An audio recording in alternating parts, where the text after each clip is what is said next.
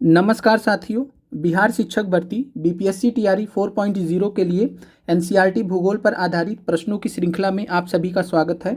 आज हम आपके लिए एपिसोड नंबर 22 में क्लास 10th एनसीईआरटी से अध्याय नंबर 5 खनिज एवं ऊर्जा से महत्वपूर्ण 32 प्रश्नों को लेकर आए हैं और ये 32 प्रश्न आपके परीक्षा दृष्टि से बहुत महत्वपूर्ण रहने वाले हैं। और इसके अलावा आपका अध्याय नंबर 6 है और साथ में अध्याय नंबर 7 भी है, जिनको अलग अलग से हमको कराना होगा। उसमें भी लगभग आपको जो है 20 से 30 प्रश्न दोनों चैप्टर में आपको देखने को मिलेंगे, इसलिए हम चैप्टर नंबर 6 और चैप्टर नंबर 7 अलग से आपको कराएंगे। अध्याय नंबर 5 में अगर बात करें तो आज आपसे हम 32 प्रश्नों को आपके लिए लेकर आए हैं और हमने कोशिश किया था कि दोनों का एक साथ में हो जाए, लेकिन 32 प्रश्नों में ही बहुत ज़्यादा समय लग गया बनाने में। इस वजह से हमने जो है आपको अध्याय नंबर 5 लेकर आए हैं। 1-2 दिन में आपका क्लास 10th एनसीईआरटी समाप्त हो जाएगा, 3-4 दिन और लगेगा, क्लास 9th एनसीईआरटी भी आपका समाप्त हो जाएगा। एपिसोड नंबर 22 है और पहला प्रश्न आपका पिछले चैप्टर का रह गया था तो वो हम आपको यहाँ पर करा दे रहे हैं। दूसरा नंबर प्रश्न जो है इस चैप्टर से रिलेटेड रहेगा। पहला प्रश्न आप सभी के सामने है, निम्नलिखित में से कौन सी बायोडीजल फसल है? ऑप्शन ए है, ऑप्शन बी है, ऑप्शन सी है। कमेंट कीजिएगा बायोडीजल फसल का यहाँ पर उदाहरण कौन सा है। तो बात करें प्रश्न का, तो बायोडीजल फसल की अगर बात करते हैं तो ऑप्शन ए है कपास, ऑप्शन बी है जट्रोफा, ऑप्शन सी है गन्ना।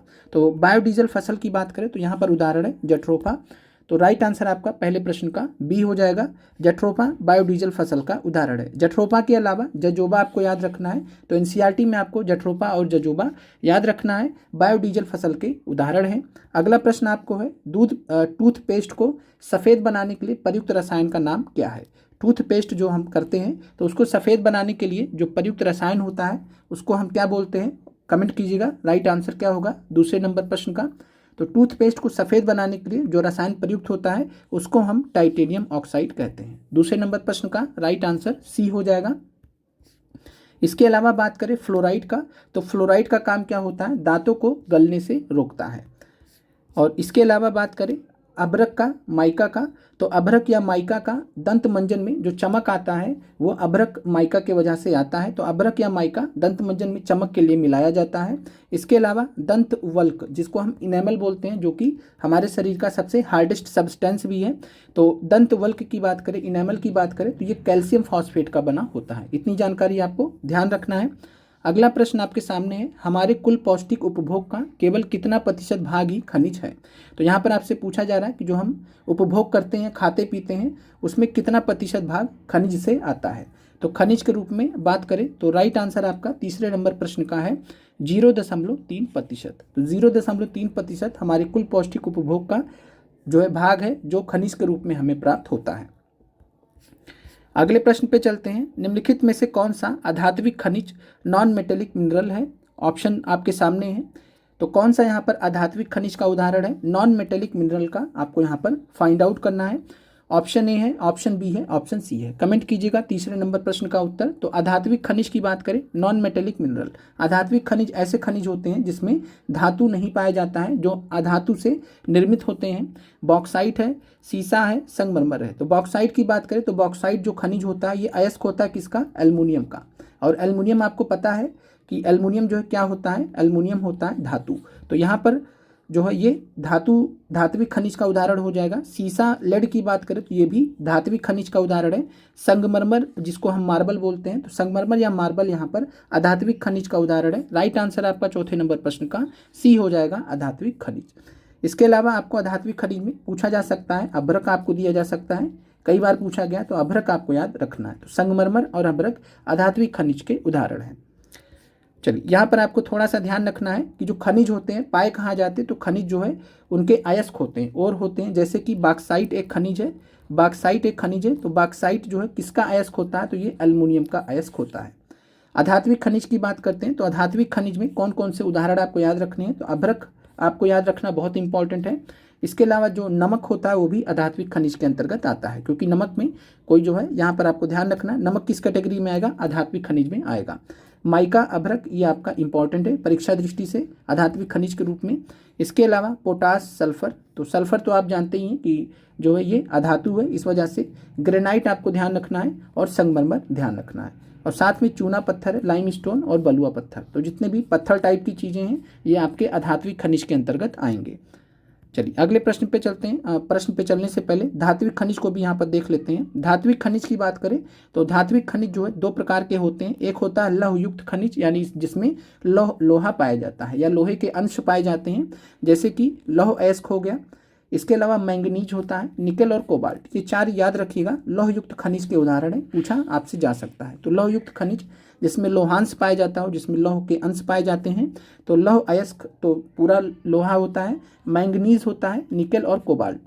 अलौह खनिज की बात करें तो ऐसे खनिज जिसमें जो है लोहा नहीं होता है। तो यहाँ पर आपको ध्यान रखना, धात्विक खनिज के अंतर्गत अलौह खनिज कौन से हैं जिनमें लोहा नहीं पाया जाता, जैसे कि तांबा है, सीसा है, जस्ता है, टिन, बॉक्साइट, ये सब।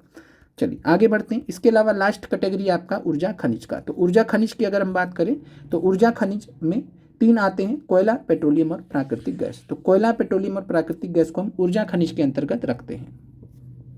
अगले प्रश्न पे चलते हैं। चलिए प्रश्न आपका सामने है। अनेक खनिज अवसादी चट्टानों के अनेक संस्तरों या परतों में पाए जाते हैं। इनका निर्माण क्षैतिज परतों में निक्षेपण, संचयन या जमाव का परिणाम है। निम्नलिखित में से कौन उपरोक्त वर्णित खनिज का उदाहरण है? तो आपको बताना है कि अवसादी चट्टानों में अनेक संस्तरों या परतों में कौन से यहाँ पर खनिज पाए जाते हैं। ऑप्शन ए, ऑप्शन बी या ऑप्शन सी। तो इस प्रकार के खनिज जो कि परतों में पाए जाते हैं, राइट आंसर आपका कोयला है। तो 5वें नंबर प्रश्न का जो राइट आंसर है वो है सी, कोयला। अगले प्रश्न पे चलते हैं। निम्नलिखित में से कौन सा खनिज अपक्षयित भार को त्यागता हुआ चट्टानों के अपघटन से बनता है? तो ये प्रश्न आपका एक्सरसाइज में दिया गया, इसलिए आपका बहुत ही जरूरी है, याद रखिएगा। ये प्रश्न आपका एक्सरसाइज में, तो इसलिए इसके आने की संभावना ज़्यादा प्रबल है।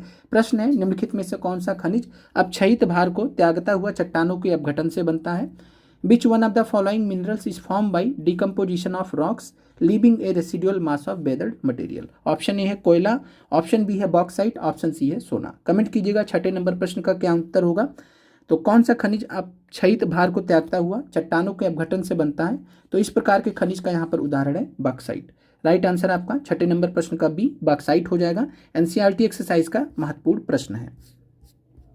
अगला प्रश्न आपका है, झारखंड में स्थित कोडरमा निम्नलिखित में से किस खनिज का अग्रणी उत्पादक है? कमेंट कीजिएगा, झारखंड में जो कोडरमा है वो निम्नलिखित में से किस खनिज का अग्रणी उत्पादक है?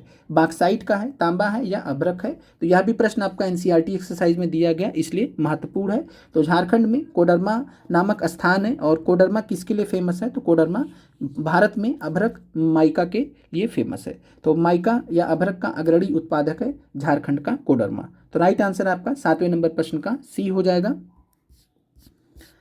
अगला प्रश्न आपके सामने है, निम्नलिखित चट्टानों में से किस चट्टान के स्तरों में खनिज का निक्षेपण और संचयन होता है? यह भी आपका एनसीईआरटी एक्सरसाइज से लिया गया प्रश्न है।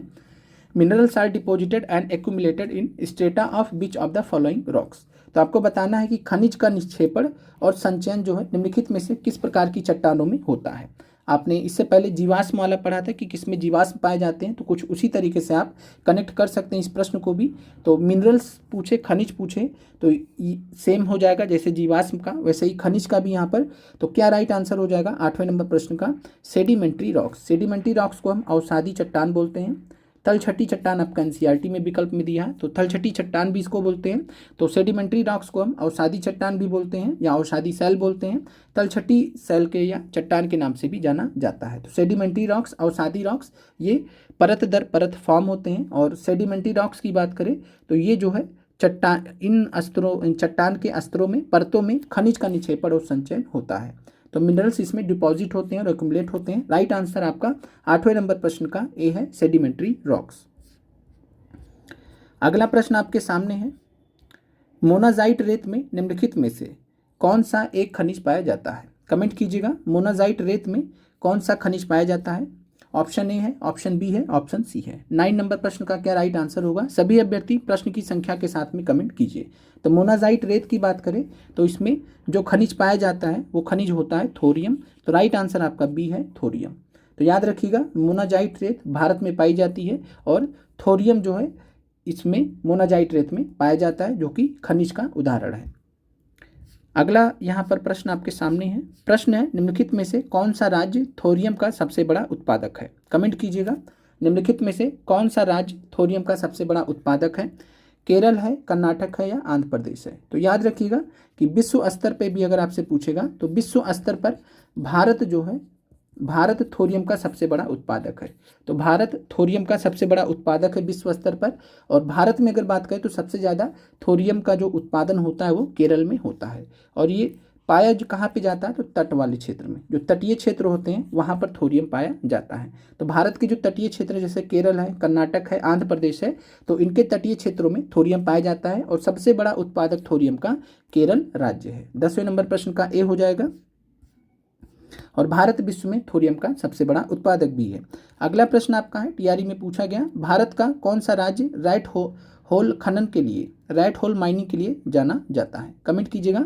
भारत का कौन सा राज्य है जो रैट होल माइनिंग के लिए प्रसिद्ध है? रैट होल खनन या रैट होल माइनिंग से जो है कोयला निकाला जाता है, कोयले के खनन के लिए प्रयोग किया जाता है, कोयले के खनन के लिए प्रयोग किया जाता है। और ये कहाँ पर प्रयोग किया जाता है? तो ये प्रयोग किया जाता है मेघालय में।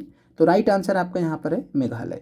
तो कोयले के खनन के लिए रैट होल माइनिंग फेमस है और ये कहाँ पर होता है? मेघालय राज्य में होता है।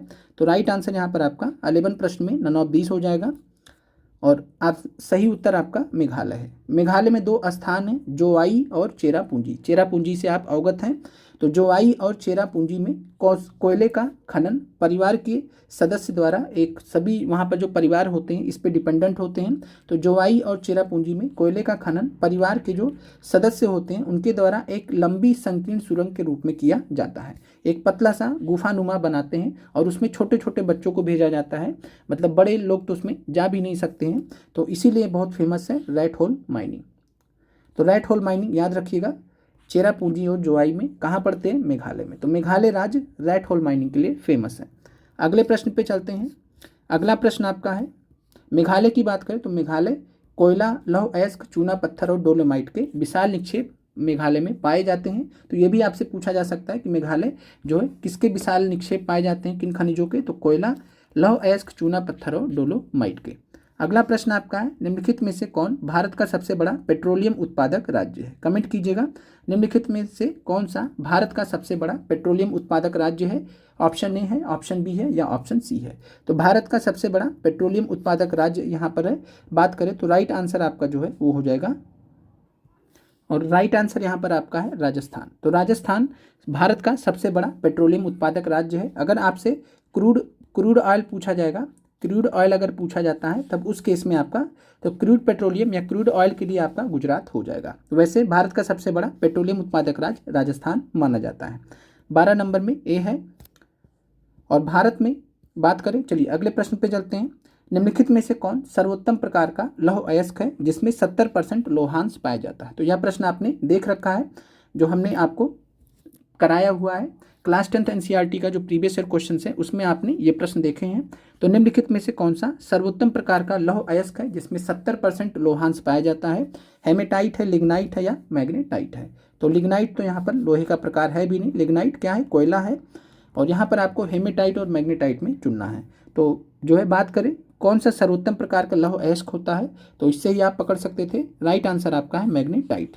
और मैग्नेटाइट में 70% तक लोहांश पाया जाता है। राइट आंसर आपका 13 में सी है।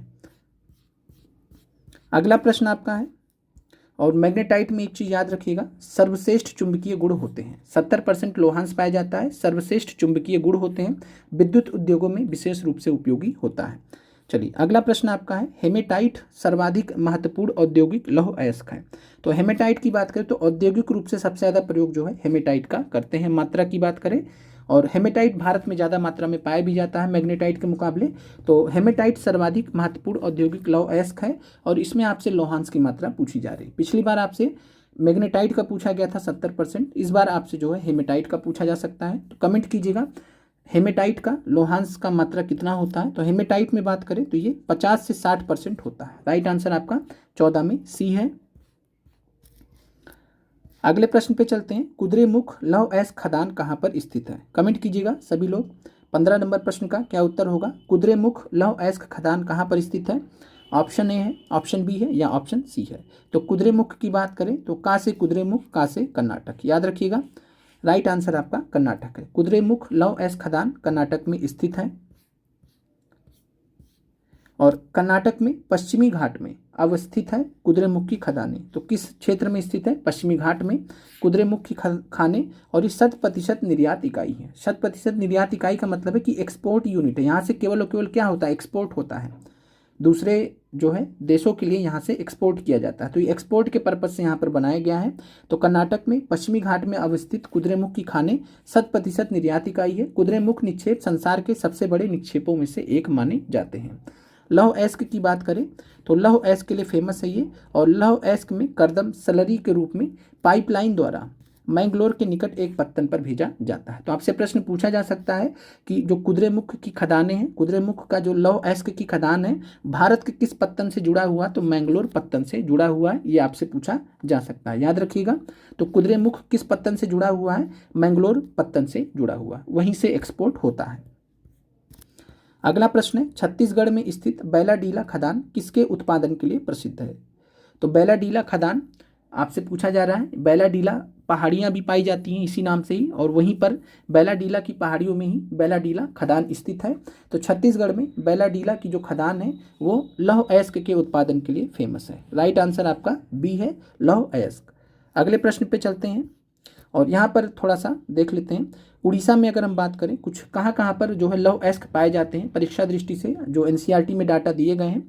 पहला चीज़ है उड़ीसा। उड़ीसा में बात करें तो उच्च कोटि का हेमेटाइट किस्म का लौह अयस्क पाया जाता है। कहाँ कहाँ पर?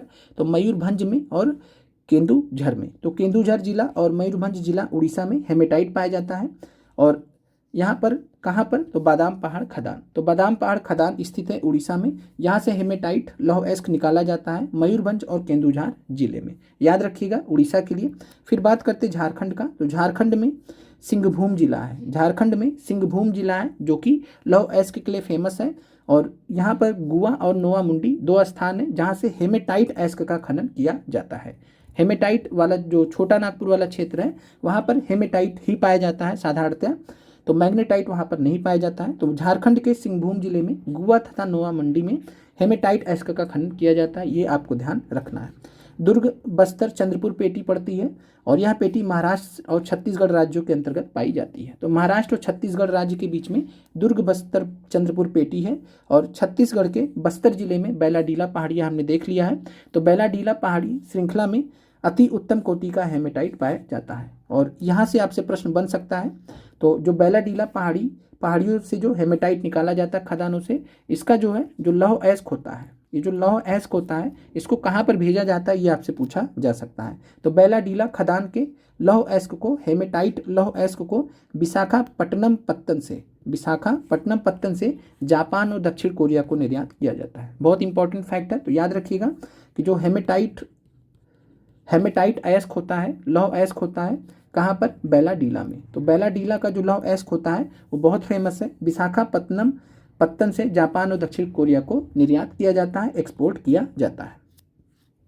महाराष्ट्र में अगर हम बात करते हैं तो महाराष्ट्र में महाराष्ट्र गोवा पेटी है।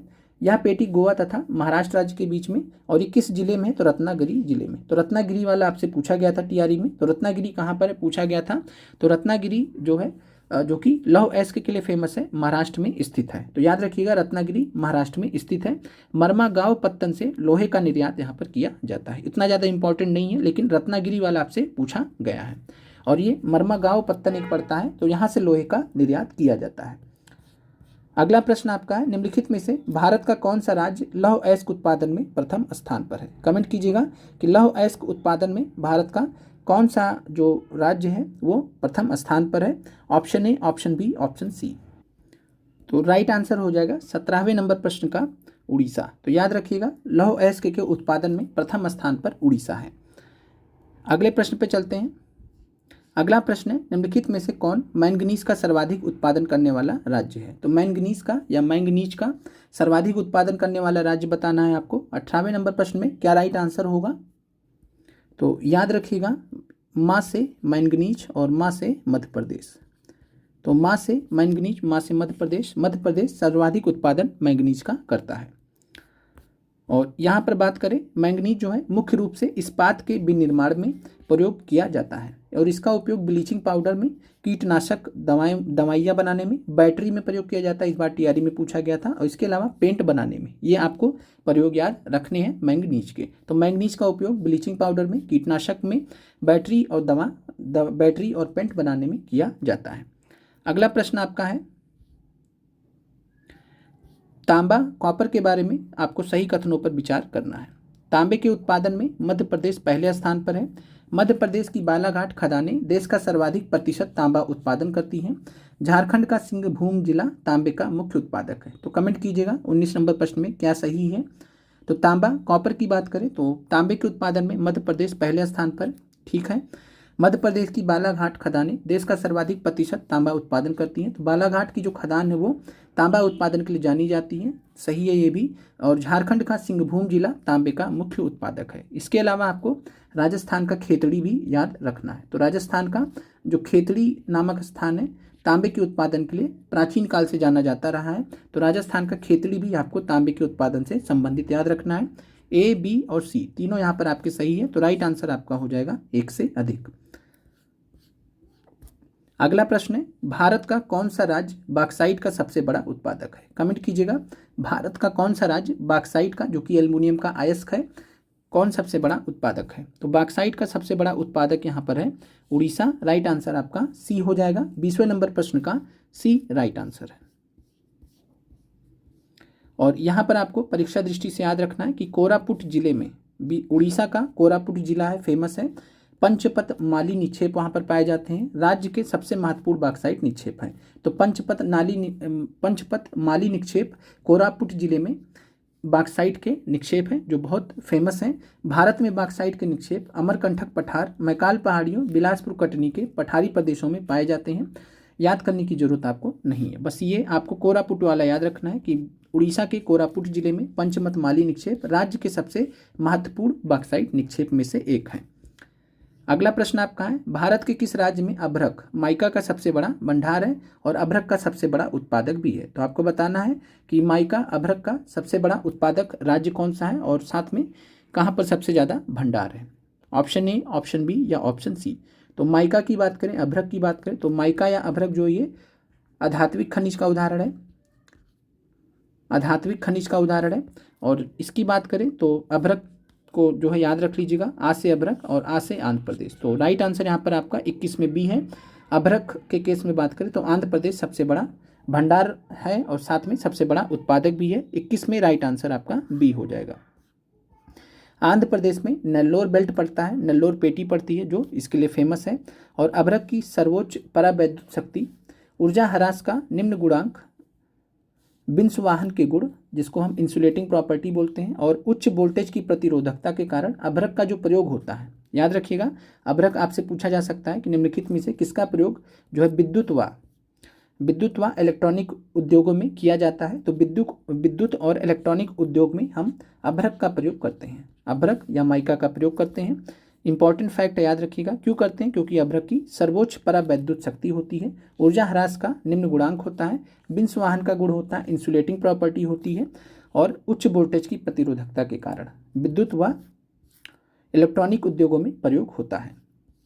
अगला प्रश्न आपका है, कौन सा खनिज सीमेंट उद्योग का एक आधारभूत कच्चा माल होता है और लौह प्रगलन जिसको हम आयरन स्मेल्टिंग बोलते हैं कि भट्टियों के लिए अनिवार्य होता है। तो आपको बताना है क्या राइट आंसर होगा यहाँ पर। तो कौन सा खनिज है जो सीमेंट उद्योग का एक आधारभूत कच्चा माल होता है और लौह प्रगलन के लिए आयरन स्मेल्टिंग की भट्टियों के लिए अनिवार्य होता है। तो 22 नंबर प्रश्न की अगर हम बात करें तो यहाँ पर आपका जो राइट आंसर है वो है सी, चूना पत्थर। चूना पत्थर या लाइम स्टोन जो होता है ये आधारभूत कच्चा माल होता है सीमेंट उद्योग के लिए, और साथ में लौह प्रगलन की भट्टियों के लिए अनिवार्य है, उसमें इस्तेमाल होता है। राइट आंसर आपका 22 में सी है। चूना पत्थर की बात करें तो चूना पत्थर बनता किससे है, तो कैल्शियम कार्बोनेट से या मैग्नीशियम कार्बोनेट से बनी चट्टानों में पाया जाता है, अधिकांशतः या औषधि चट्टानों में पाया जाता है। चूना पत्थर के उत्पादन में सबसे बड़ी हिस्सेदारी, ये आपको ध्यान रखना है, चूना पत्थर के लाइम स्टोन के उत्पादन में सबसे बड़ी हिस्सेदारी किस राज्य की है, सबसे ज़्यादा उत्पादक कौन है, तो सबसे बड़ा उत्पादक राज्य राजस्थान है चूना पत्थर लाइम स्टोन के केस में। और राजस्थान का आपने सुना होगा मकराना मार्बल।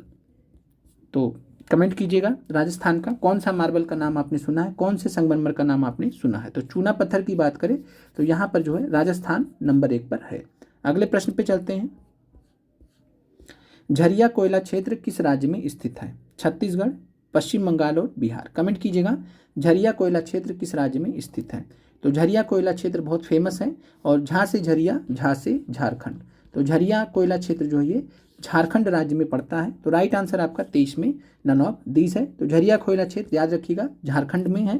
इसके अलावा महत्वपूर्ण आप देख लीजिए, रानीगंज पश्चिम बंगाल में है, रानीगंज पश्चिम बंगाल में है, तलचर उड़ीसा में है, कोरबा छत्तीसगढ़ में है। तो ये आपको याद रख सकते हैं, रानीगंज पश्चिम बंगाल, तलचर उड़ीसा, कोरबा छत्तीसगढ़, झारखंड में झरिया, ये महत्वपूर्ण कोयला क्षेत्र है भारत में।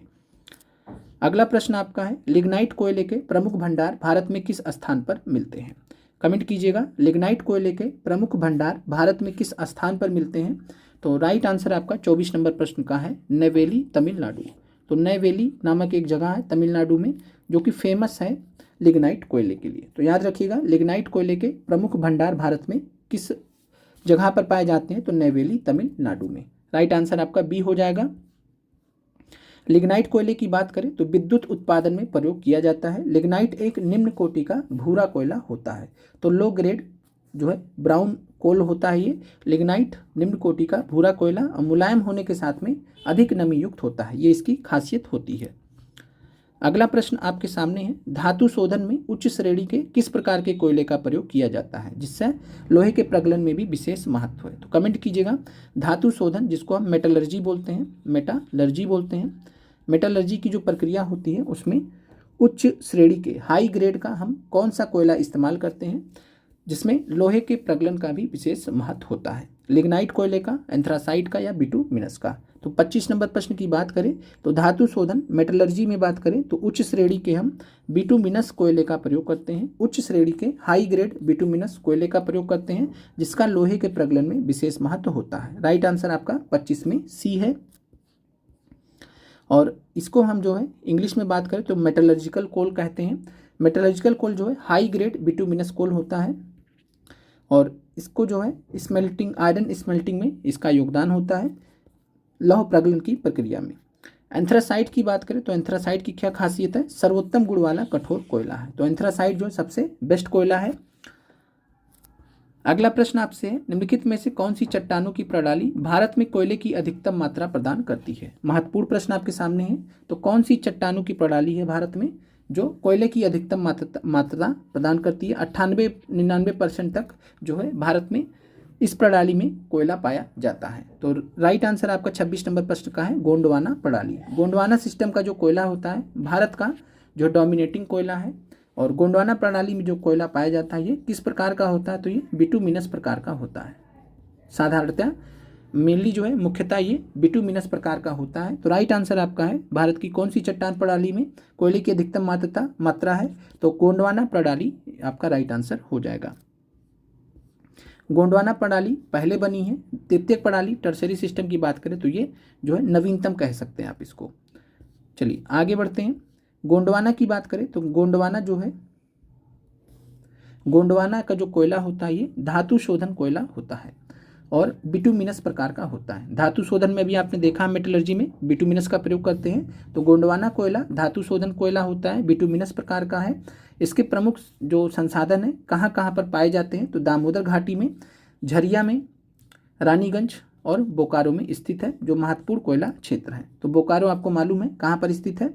दामोदर घाटी हो गया, झरिया झारखंड में, रानीगंज पश्चिम बंगाल में, बोकारो में स्थित है, महत्वपूर्ण कोयला क्षेत्र है। इसके अलावा आपको ध्यान रखना है भारत की कुछ नदी घाटियों में कोयला पाए जाते हैं। कौन कौन सी नदी घाटियों में कोयला पाए जाते हैं? तो दामोदर नदी घाटी में कोयला पाया जाता है।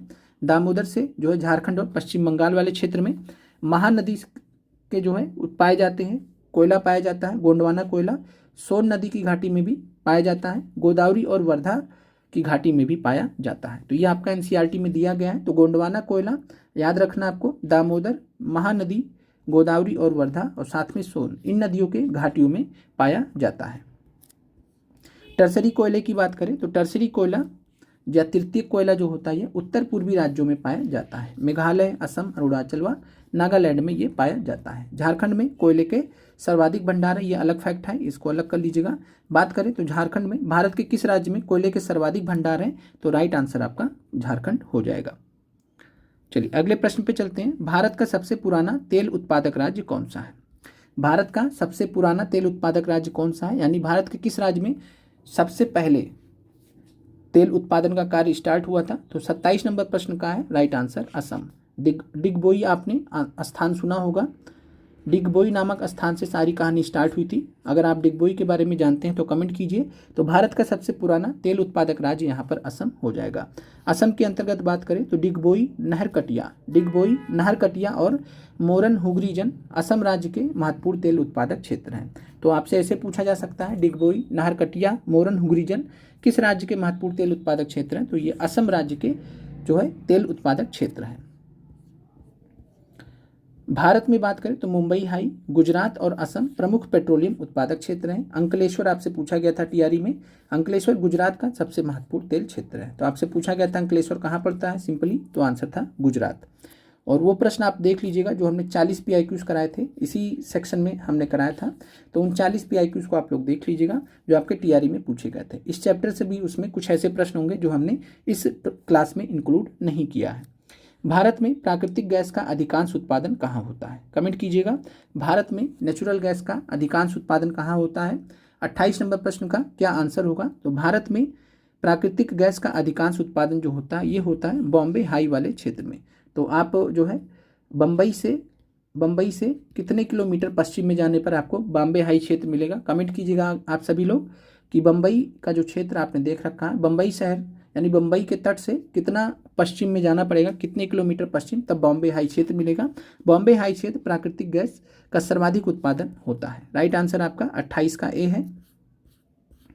इसके अलावा आपको ध्यान रखना है कृष्णा गोदावरी घाटी में प्राकृतिक गैस के नए भंडार की प्रचुर उपलब्धता है जो खोजे गए हैं। तो कृष्णा गोदावरी घाटी प्राकृतिक गैस के नए भंडारों के लिए भी जानी जाती है। अगला प्रश्न है ककरापार परमाणु ऊर्जा संयंत्र किस राज्य में स्थित है? कमेंट कीजिएगा। काकरापार परमाणु ऊर्जा संयंत्र किस राज्य में स्थित है? तो काकरापार परमाणु ऊर्जा संयंत्र की बात करें तो ये आपका स्थित है गुजरात में। राइट आंसर आपका हो जाएगा गुजरात। 29 नंबर प्रश्न में यहाँ पे थोड़ा सा अगले प्रश्न में हम देखेंगे, लिस्ट जो पूरा यहाँ पर देखेंगे। चलिए 30 नंबर का प्रश्न आपका, भारत का पहला परमाणु ऊर्जा संयंत्र कहाँ स्थापित किया गया था? कमेंट कीजिएगा। बहुत बार आपसे सवाल पूछा गया कि भारत का पहला परमाणु ऊर्जा संयंत्र कहाँ स्थापित किया गया था? तो राइट आंसर आपका है तारापुर।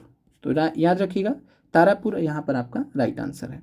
तारापुर पड़ता कहाँ पर है? तो तारापुर परमाणु ऊर्जा स्टेशन महाराष्ट्र में पड़ता है। तो तारापुर महाराष्ट्र में भारत का पहला परमाणु ऊर्जा संयंत्र स्थापित किया गया था 1969 में। डेट आपको याद रखने की जरूरत नहीं है। कैगा की बात करें तो का से कैगा, का से कर्नाटक। तो कैगा कर्नाटक में स्थित है, कैगा परमाणु संयंत्र कर्नाटक में स्थित है। और कलपक्कम परमाणु ऊर्जा संयंत्र तमिलनाडु में स्थित है, नरोरा उत्तर प्रदेश में है। तो ये आपको कुछ इंपॉर्टेंट है जो परीक्षा दृष्टि से याद रखने हैं। कैगा भी आपका पूछा गया, कलपक्कम भी पूछा गया है, तो ये दोबारा भी रिपीट हो सकता है। अगला आपका निम्नलिखित में से कौन गैर परंपरागत ऊर्जा के साधन है या संसाधन है? नॉन कन्वेंशनल एनर्जी के सोर्सेस कौन कौन से हैं? ऑप्शन ए है, ऑप्शन बी है, ऑप्शन सी है। कमेंट कीजिएगा। 31 नंबर प्रश्न का राइट आंसर क्या होगा? पूछा गया सवाल है आपका टीआरई में। तो कौन सा गैर परंपरागत ऊर्जा स्रोत के साधन है? तो ऊर्जा के दो स्रोत होते हैं, एक होता है परंपरागत ऊर्जा, एक होता है गैर परंपरागत ऊर्जा। तो ऊर्जा का जो गैर परंपरागत स्रोत होता है उसका उदाहरण है बायोगैस, उसका उदाहरण है भूतापीय ऊर्जा। तो ए और सी यहाँ पर राइट आंसर है। प्राकृतिक गैस जो है ये गैर परंपरागत नहीं है, ये कैसा है? परंपरागत है। तो राइट आंसर आपका ए और सी, इसके वजह से राइट आंसर आपका डी हो जाएगा। तो 31 नंबर प्रश्न में राइट आंसर आपका डी हो जाएगा। परंपरागत ऊर्जा स्रोत की अगर हम बात करते हैं, कन्वेंशनल सोर्सेस ऑफ एनर्जी, कोयला, पेट्रोलियम, प्राकृतिक गैस। रट लीजिए, अगर आपने 3 रट लिए तो आपको फिर दिक्कत नहीं होगी। परंपरागत ऊर्जा स्रोत और गैर परंपरागत ऊर्जा स्रोत में बस यही अंतर है। परंपरागत ऊर्जा स्रोत में आपको कोयला, पेट्रोलियम, प्राकृतिक गैस याद करना है। 3 आपने याद कर लिया, बाकी कुछ भी पूछेगा वो गैर परंपरागत में जाएगा। सिंपल सी बात है। गैर परंपरागत ऊर्जा स्रोत के कौन कौन से उदाहरण आपको याद रखने हैं? परमाणु ऊर्जा आपसे पूछा जा सकता है, परमाणु हुआ, आणविक ऊर्जा, न्यूक्लियर और एटॉमिक एनर्जी, सौर ऊर्जा, सोलर एनर्जी, पवन ऊर्जा, बायोगैस, ज्वारीय ऊर्जा जिसको टाइडल एनर्जी कहते हैं, बायोगैस आपका पूछा गया है, भूतापीय ऊर्जा भी आपका पूछा गया। तो ये कुछ उदाहरण है आपको जो ध्यान रखने हैं। चलिए आगे बढ़ते हैं। आखिरी प्रश्न आज का है, निम्नलिखित में से किस स्थान पर भूतापीय ऊर्जा के दोहन के लिए भारत में प्रायोगिक परियोजनाएं शुरू की गई हैं? तो आपको बताना है किस स्थान पर भूतापीय ऊर्जा के दोहन के लिए भारत में प्रायोगिक परियोजनाएं शुरू की गई हैं। टीआरई में पूछा गया सवाल है। तो पार्वती घाटी हिमाचल प्रदेश में है, पूगा घाटी लद्दाख में है, कश्मीर घाटी तो जानते ही हैं। तो राइट आंसर 32 नंबर प्रश्न की बात करें तो भारत में 2 स्थान पर प्रायोगिक परियोजनाएं शुरू की गई हैं। एक है पार्वती घाटी में मणिकर्णन नामक स्थान पर। तो मणिकर्णन नामक स्थान पर हिमाचल प्रदेश में पार्वती घाटी में भूतापीय ऊर्जा के दोहन के लिए प्रायोगिक परियोजनाएं एक्सपेरिमेंटल प्रोजेक्ट शुरू किए गए और पूगा घाटी लद्दाख में भी सेम प्रोजेक्ट शुरू किया गया है। तो ए और बी यहाँ पर आपका राइट आंसर होगा। ए और बी के सही होने की वजह से आपका राइट आंसर आपका डी हो जाएगा, 1 से अधिक। कश्मीर घाटी में ऐसा नहीं है। तो 2 प्रायोगिक परियोजनाएं शुरू की गई हैं, पार्वती घाटी में और पूगा घाटी में। पार्वती घाटी हिमाचल प्रदेश में, पूगा घाटी लद्दाख में है। कमेंट कीजिएगा प्रश्न आपको कैसे लगे। इसके बाद 2 चैप्टर्स बचेंगे। कल हम आपका जो है एनसीईआरटी साइंस का जो बचा हुआ है वो आपको पोर्शन पूरा करा देंगे। तो एनसीईआरटी साइंस का सेल वाला कोशिका वाला चैप्टर क्लास 9th का जो बचा है उसके बचे हुए प्रश्न कल हम आपको करा देंगे और शाम को मिलेंगे। तो आपका क्लास 10th एनसीईआरटी का बचा हुआ 6 और 7 चैप्टर है, देखते हैं अगर एक क्लास में संभव हुआ तो कर देंगे, नहीं तो अलग अलग क्लास में जाएगा। आप लोगों का देखने के लिए बहुत बहुत धन्यवाद।